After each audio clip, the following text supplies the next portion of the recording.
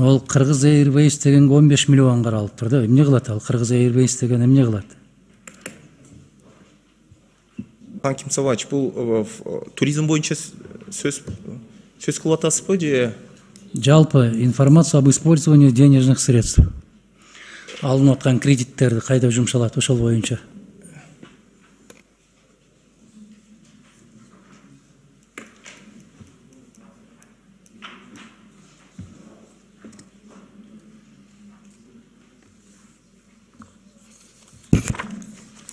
Мына биз өткөндө таблицаны белгиле дегенбиз. Ратификация кылаардын алдында берген таблицаңардан улам ушул суроолор жаралып атат. Кыргыз Airways деген ишканага 15 миллион сом.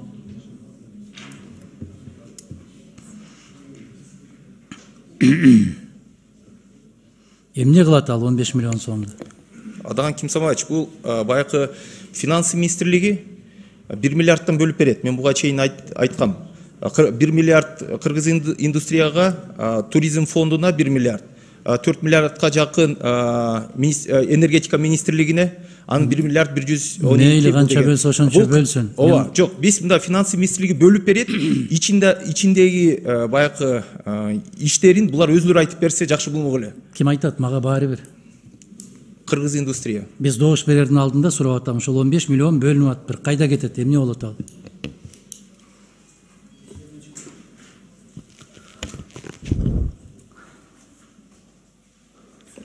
Уважаемый председатель комитета Чингиз Азаматович, уважаемые депутаты, я представитель Кыргыз индустрии, готов ответить на ваши вопросы по поводу Кыргыз Airways, да, вы спросили. Это исходя из национальной программы развития Кыргызской республики до 2026 года, а также согласно указу президента о совершенствовании системы управления гражданской авиацией и мерах по развитию авиационного сообщения в Кыргызской республике, была учреждена компания Кыргыз Airways, задачей которой является организация национальной авиакомпании для внутренних международных перевозок, что приведет в свою очередь к уменьшению оттока капитала в связи с деятельностью иностранных авиакомпаний. Сейчас мы учредили эту компанию, уставной капитал 15 миллионов сомов. В планах сейчас взять 2 самолета сухим и мокрым лизингом, так называемым, есть в авиации такие понятия. И с помощью этих 2 самолетов мы начнем организацию этой компании. В перспективе мы пойдем на расширение. Но Базаркоргондогу кирпич заводу кимге караштуу бул, кимге тиешелүү? Муниципалдыкпы, областтык менчикке кире, кимге кирет бул? 22 миллион 692 миң каралып атат. Так. Ким бул завод, кимдики? Сейчас, минуточку дадите, я найду нужную информацию. Сиз өзүңүздү тааныштырып коюңуз. Урматтуу Кыргыз индустрия өкүлүсү. Аты жөнүңүз кандай? Асанов Тургун, вице-президент по экономике и финансам. У нас сейчас в данный момент 84 проекта, из них 11 находятся на стадии реализации. Я могу сейчас перечислить. ОСО Кыргыз-Четрансош – это организация трансграничных перевозок из КНР, страны Центральной Азии и Персидского залива, с последующим через порт Бандар-Аббас. Жок, мен сизге Базаркоргон жөнүндө сурап атам. Так, Базаркоргон.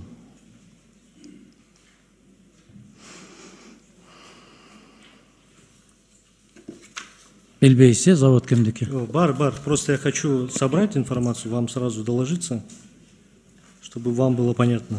Силер жатка билишиңер керек да. Акча берип аткандан кийин билишиңер керек. Кай жерде, эмне үчүн берип атасыңар, кимге берип атасыңар? Конечно. А мына Алай Барстары деген ким? Алай Барстары – это проект по мини-ГЭС. Ким ошол Барстар кимдер? Это строительство мини-ГЭС находится в Алайском районе. Это общий проект. У нас есть замысел на будущем целую сеть мини-ГЭС построить. И это как бы первый проект из этого ряда. Ошол Барстар кимдер дейм? Барстар – это компания, Ким ошо компания? Эмне болгон компания? Частная компания, которая занималась разработками. Силердин кандай тиешиңер бар менчик компанияга? Они обратились к нам с проектом Баракелде. по производству, последующим производствам. Мы его рассмотрели. И потом по этому проекту мы решили внедрить его в наш бюджет, потому что он оказался очень перспективным.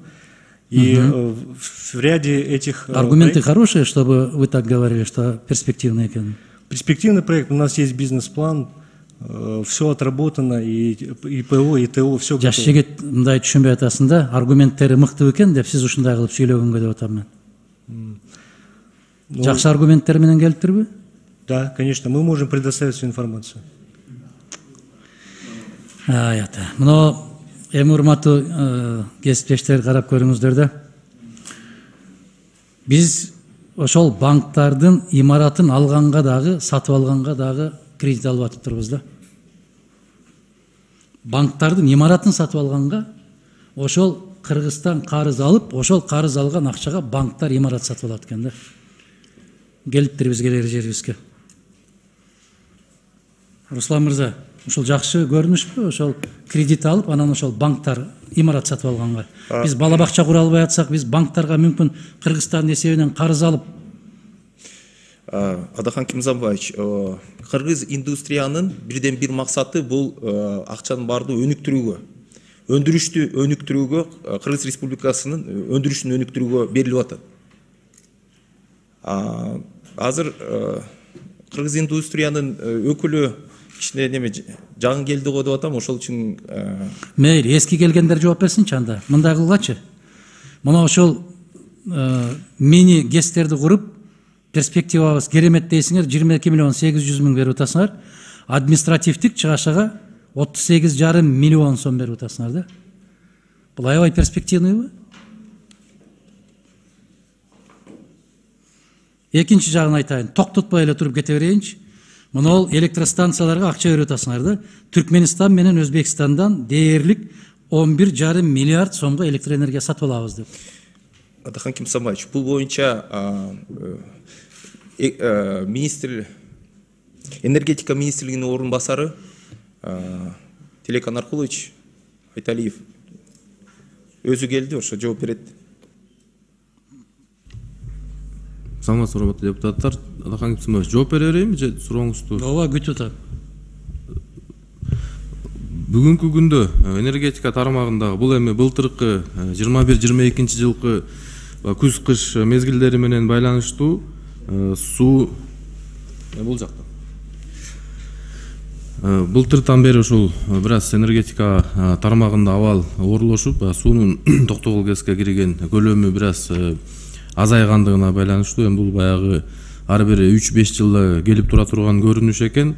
Анан ошол токтогул кездеги суу сактагычтын суунун көлөмүн баягы мындай айтканда өлүк көлөм деп, мертвый объем деп орусча айтылат.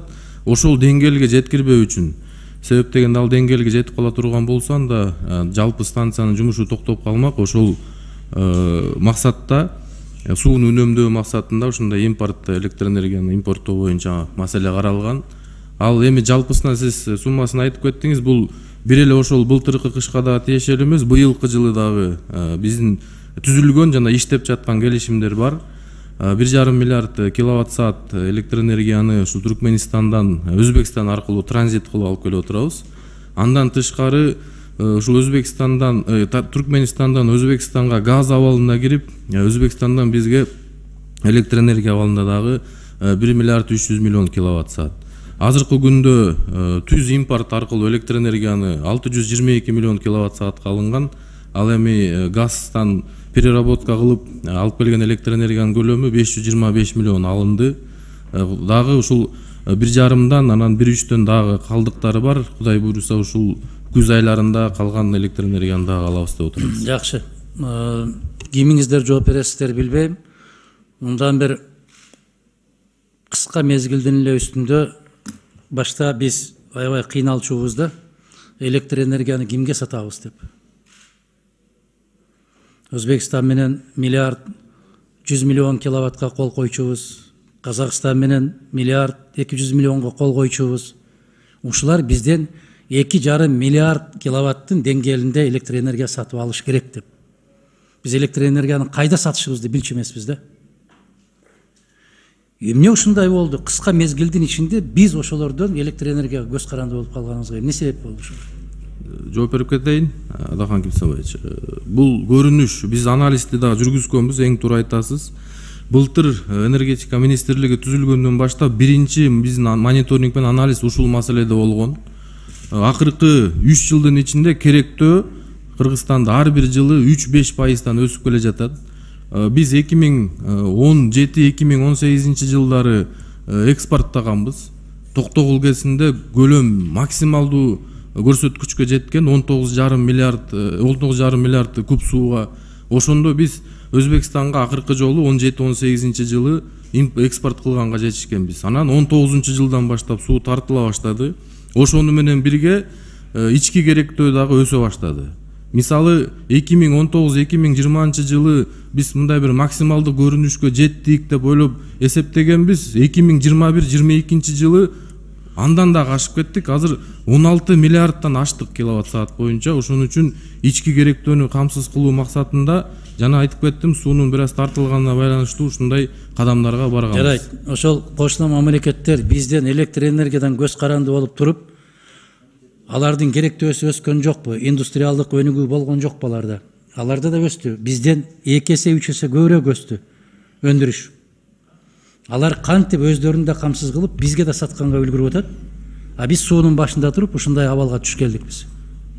Жооп берип кетейин. Аларда деле ушундай ички рынок боюнча мамилелер иштеп келе жатат. Бири-биринен сатып алуу боюнча эң негизги көрүнүш Адахан Кимсанбаевич ушул региондо акыр аягы бир жалпы рыноктун түзүлүшүнө баратат да ушундай көрүнүштөр менен. Себеп дегенде эми суунун башында турабыз, сиз туура айттыңыз. Бирок эми баягы жаратылыштын дагы бир эмеси бар экен. Кудайдын ушундай мыйзам чегинде келе жатат 3 жыл 5 жыл. Жалпы жоопторду бизден жеке баягы экен. Жарайт. Жалпы жооптор. Муну 3 маселени бир эле суроо менен берем да. BK Medicare деген кимдики ол? Жоопкерчилиги чектелген ишкана экен.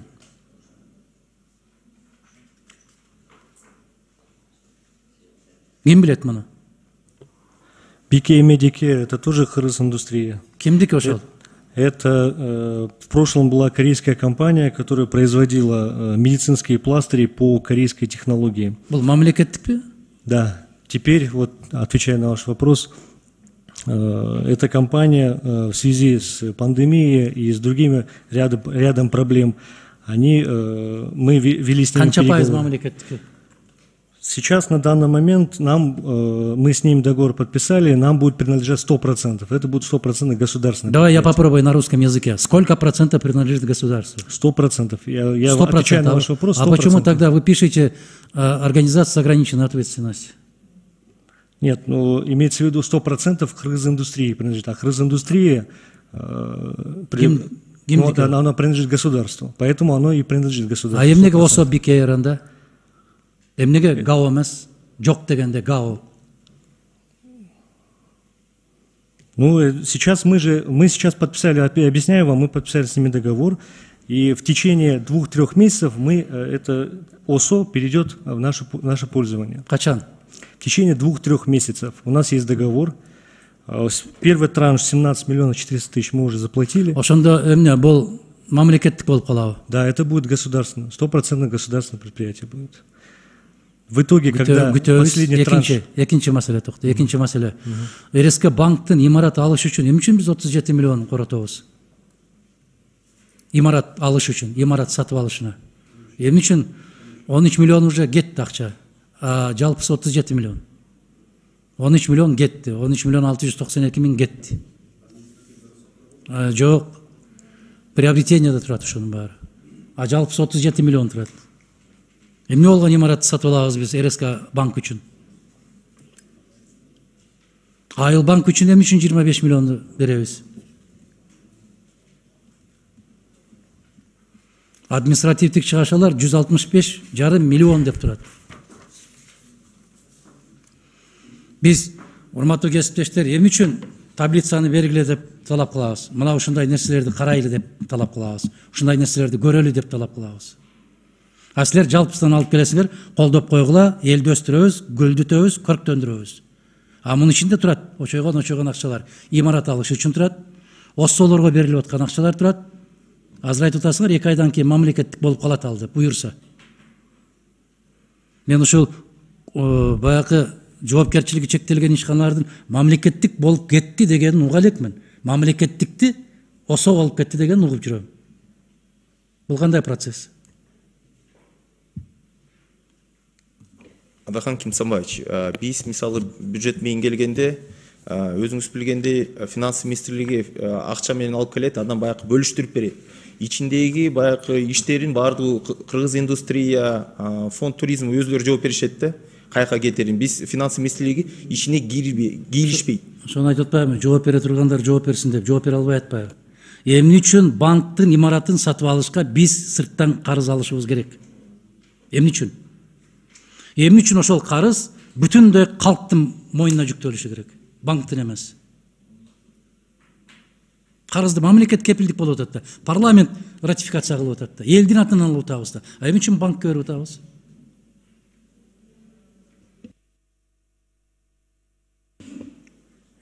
Жөө бересиңерби?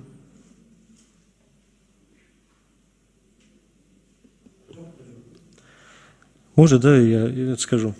По поводу банков, у нас идет договор с РСК банком о здании. Мы хотим приобрести здание с последующим, то есть мы уже вкладываем деньги с последующим выкупом. Мы хотим в этом здании организовать производство, так называемый Хрыз-Топчу. Хрыз-Топчу, производство застежек, молний, то есть это проект по импортозамещению. Вот по этому проекту мы выкупаем вот это здание от РСК банка. Что касается вот насчет других вопросов, я не совсем вас понял. Вот если вы имели в виду, вот почему мы вынуждены так работать, ну вот с РСК банком изначально мы вели переговоры, мы хотели сразу же выкупить это здание, но они какие-то препоны начали строить, и в итоге мы договорились с последующим выкупом, то есть мы через какие-то этапы должны проходить. Мында бир процедураны айтып коеюнчу, Чыңгыз Азаматович, сиз айтып аткан сөздөрдүн азыр баары бекер сөз. 3 күндөн кийин эч кимдин эсинде калбайт. Депутаттардын да эсинде калбайт, булардын да эсинде калбайт. Ушул жарым жылдын ичинде маалыматты толук берип койгула деп канча жолу кайрылдык, кайсы маселе боюнча толук алдык, албайбыз, алыш мүмкүн да эмес. Бул бир. Экинчиден, процедура боюнча монол келишим Кыргыз Республикасы менен ошол турукташтыруу фондунан алып аткан каражаттын жалпы суммасы жөнүндө гана ратификациядан өтөт. А ичинде кандай иштетет, кайда иштетет, Тезекбайга канча тиет, Балтабайга канча тиет, ал Кыргыз өкмөтүнүн жумушу. Биз ошону айтып атабыз. Монолоруң туура эмес. Монол менчикке берип атканың туура эмес, ушуну оңдоп кел. Биз берип атабыз ушуну. А принцибин биз текстти өзгөртө албайбыз. Эмне үчүн өзгөртө албайбыз? Биз сумманы өзгөртө албайбыз. Анын кайра кайрып берүү шартын өзгөртө албайбыз.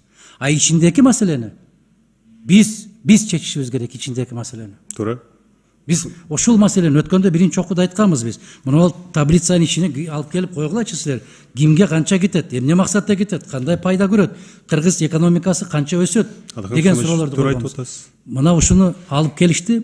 Алып келген өздөрүнүн алып келген сөздөрүнө биздин суроолорго жооп бере албай атат. Дагы айтып атабыз. Колдоп кое берели, эми эч нерсени өзгөртө албайбыз. Анда эмне кылып отурабыз? Жок, сиз туура айтып атасыз. Келишим жагынан мисалы берилип турган сумманы биз өзгөртө албайбыз. Ал боюнча маселе жок. Ичинде кандай жумшалат, кандай сарпталат? Ушул жагынан биз азыр тапшырма берип атабыз. Корутуңузга жазып коелу. Алай барыстары ким дедим мен, бере албайт жооп. Жок, биз тиешелүү эми биз азыр пункту жазып койсо болот корутуңузга. Болбойт. Оңдосун. Болбойт. Берсин. Келбейт. Жок, биз азыр четке каксак, бул келишим, биз анда келишимди четке какабыз, туурабы? Биз келишимди азыр ратификация кылып атканда мындай да, биз ошол келишимди ратификация кылмай коймоюнча булар козголбойт.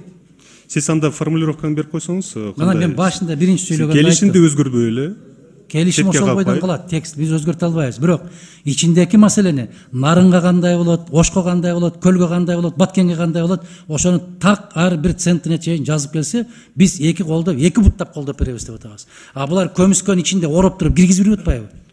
Биз билбей Ушундай атпайбыз. тапшырма берип койбойлубу, Адакам Исенбаевич? Кандай? Ушундай тапшырманы берип койбойлубу? Өткөндө эле Биздин бергенбиз да, портубузда? биринчи окууда бергенбиз да. Жок, алар бизге таблицаны берип коюп, азыр вот как раз ушундай ушул негизде Өздөрүнүн бизде берген суроолор таблицасына дагы жооп бере албай атпайбы?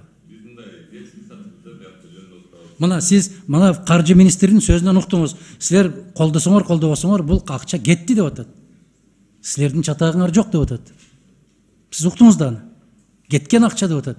Кайда кетмегелиңер, эмне кылмагелиңер, баары колдойсуңар да деген мамиле болуп атканын сезип атасыңар да. Анан биз калып эле отуруп алып, атаңдын көрү ушул жер жаман болуп калыптыр да, кап ушуну мындай кылбагыла, балдар, жигиттер, эсиңер менен болгула, деп туруп кайра колдоп коет. Булар көнүп калды. Себеп бизде омуртка жок, ийилип турабыз. Ал жактан айтып атат, колдоп кой деп атат, бул керектүү экен, керектүү, маселе жок. Бирок ошол келген акчаны биз үнөмдүү, сарамжалдуу, даректүү пайдаланалы десе дагы ошого да мүмкүнчүлүк бербей атпайбыз. Колдойлу. Таблицаны сурадык, мына өздөрүнүн таблицасына өздөрү жооп бере албайт. Чыңгыз Азаматович, уруксат. Урматтуу депутат.